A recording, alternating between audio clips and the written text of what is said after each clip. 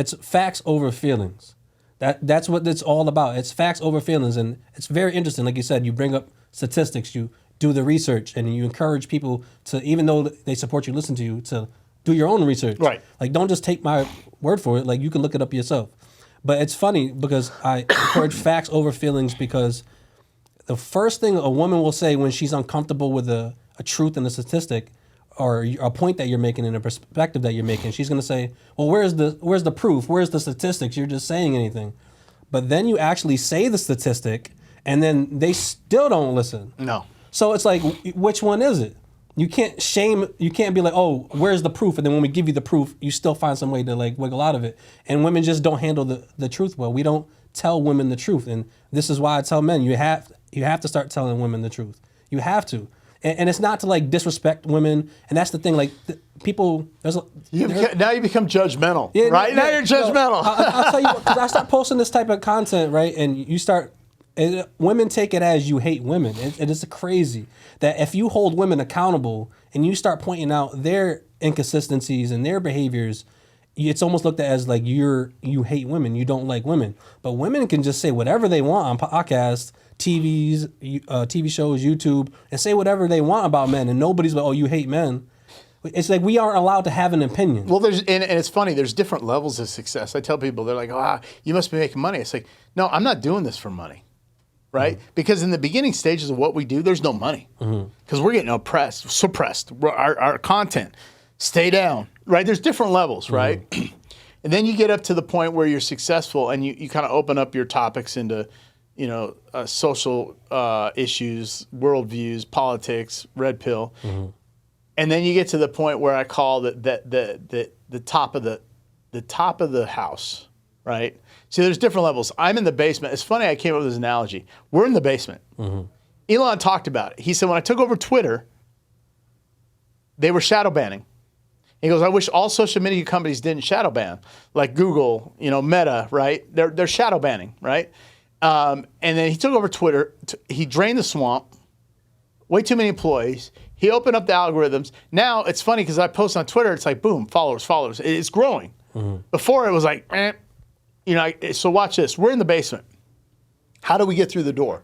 Well, you, me, and other people at our level, I'll call it, to a point. We're hitting our head. We're stuck in the basement. The basement's flooding, and they're trying to get us to quit because we're not getting traction. And it's not that our content's not interesting. It's the fact that they're not pushing our algorithm out. So we got to kick the door. We're kicking the door to the basement. It's flooding. How do we get out? We go on other people's podcasts, and then their subscribers and followers come to ours, right? Now the door opens. Now we're in the living room. Now we're relevant. Okay, I seen that cat. I seen Giovanni. He was on Pearl. He was on BlackIceRealityCheck. The door is opening. Now you get there. Right? And then it's like, how do I get out of the living room and get to the roof? Now the roof would be like a Joe Rogan, Patrick Bet-David, right? Ben Shapiro, Matt Walsh. Who else am I missing? The psychologist, Jordan Peterson. Now there's one more level. The ultimate level is you're going to the moon. That's where you get canceled at that level. Yeah. Andrew Tate level. Donald Trump. You see what I mean? Yeah. Elon Musk. Those guys are at a whole new level. And somebody says, well, what if you get canceled? If you're on top of the roof of the house, the building, in this industry, and you want to get canceled. Because Tucker Carlson, those guys are on the way to the moon. The other guys are on the roof. Like Patrick Bet-David, don't get me wrong, he doesn't want to get canceled. But let's say he did. They made Andrew Tate more relevant by trying to cancel him. Yeah. He's the farthest to the moon. He's the most searched guy on Google. He was then and is now. Somebody said to me, well, he's not relevant anymore. I said, no, he is.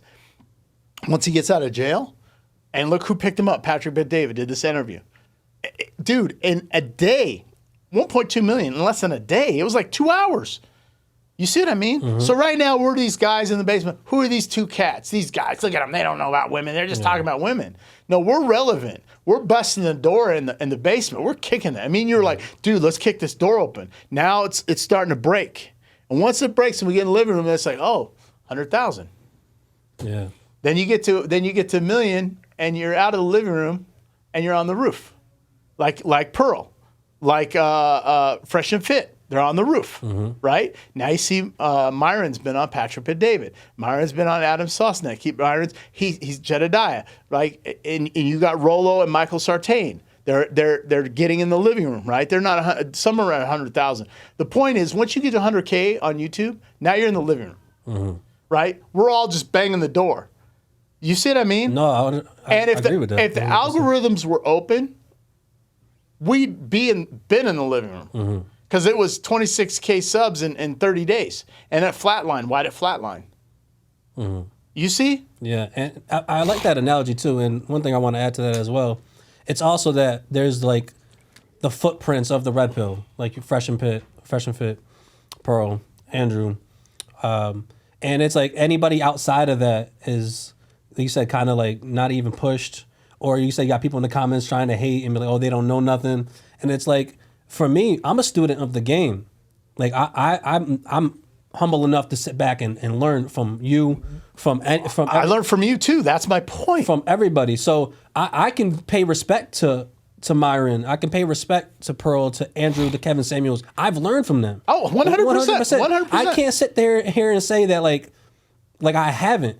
But the reality is, like, a lot of this stuff is conversations that men have had in private for years. Thousands of conversations. It's the truth. It's the lounge and the bar conversation. Exactly. So the only thing with them is they've just made such a big impact to the point, if you speak about these things now publicly, you're copying them. No, I pay respect to these people.